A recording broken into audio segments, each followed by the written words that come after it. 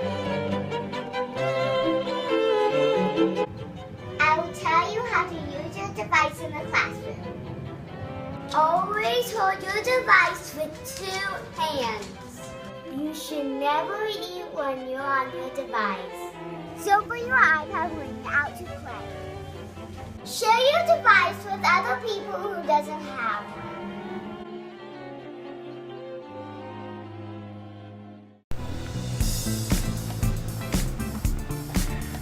What is BYOD? BYOD stands for Bring Your Own Device.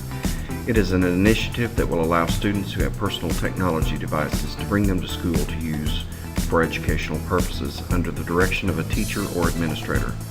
For the purposes of BYOD, device means a privately owned, wireless and/or portable electronic piece of equipment that includes laptops, netbooks, tablets or slates, iPod touches, and smartphones. What are the benefits? Our students are living in a world where they have immediate access to information anytime and anywhere. Many students have personally owned devices in their pockets that can be used to allow them to learn in their own style and at their own pace. With digital learning, every student can access high quality and rigorous instruction, thereby maximizing their opportunity for success in school and beyond. Some of the concerns of BYOD include security of personal devices, access to printing and other network resources, equity of access for students who do not have devices, and inappropriate use of personal devices. Bringing personal devices to school can be useful, however some risks are involved. The Eagle Mountain Saginaw School District is not responsible for the theft of a device, nor are they responsible for any damage done to the device while at school. Anytime a theft occurs, the student should contact the school administrator to make him or her aware of the offense. Access to network resources. Students are on the EMS BYOD network. It is not the same as the network they normally access from a school computer. Network folders will not be available, so students will need to save their work in another place. Some options include a flash drive, their local hard drive, or OneDrive. Inappropriate use. Students must adhere to the acceptable use in electronic devices policies.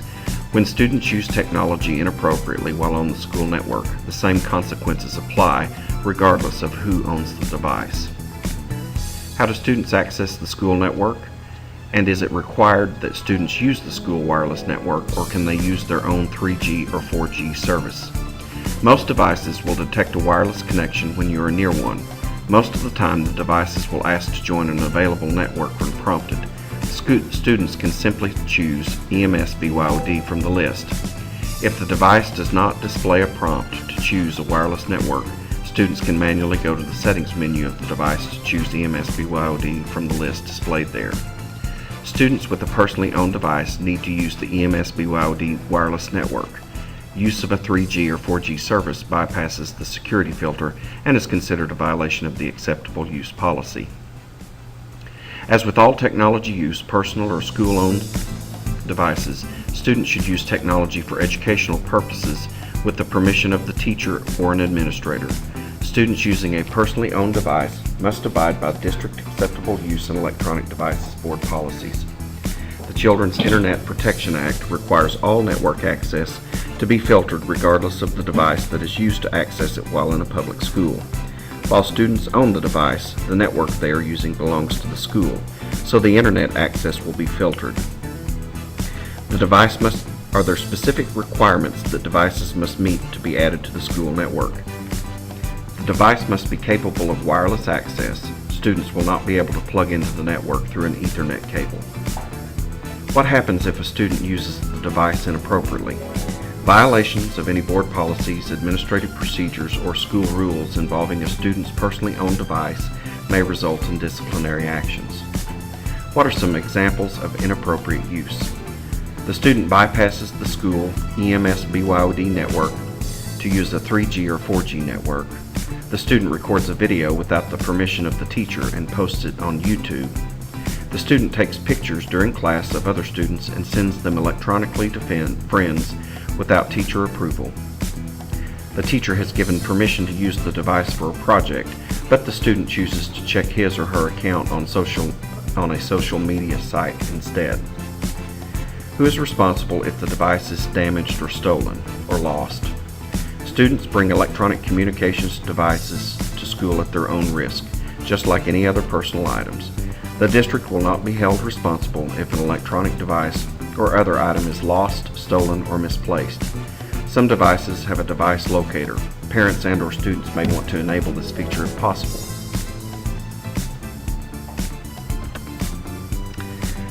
EMS ISD Wi-Fi options. We have two options here in the EMS ISD. We have EMS Equip, which is the district-enabled network. For access to this, a campus technician will need to be contacted to connect a district-owned device. Tablets and other devices will need to be authenticated with the district login to have complete internet access. We also have the EMS Byod, which students and staff can use to connect personal technology. Once connected, users will be prompted to input their district-provided login to authenticate.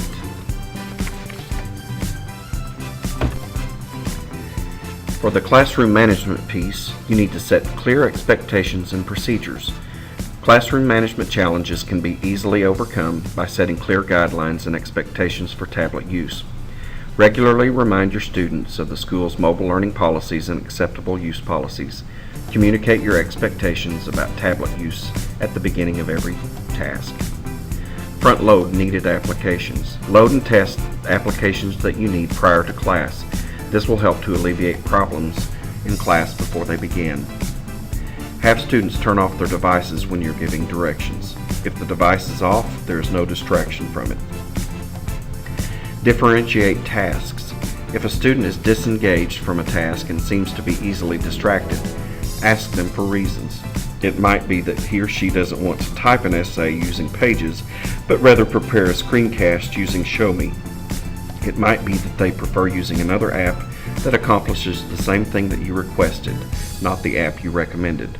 Give them options and choices about how they can demonstrate their learning. Circulate around the room. The teacher needs to walk around the classroom and circulate often when students are working individually. This helps to monitor and discourages inappropriate behavior. Teach responsibility. Ultimately, we need to teach students to be responsible for their own learning. Mobile devices empower the students with a lot of tools that can be useful for learning, but at the end of the day, they have to make the choice of learning or not. Prepare a backup plan. The last thing you want is for technology not to work and not have a plan in place to manage the situation.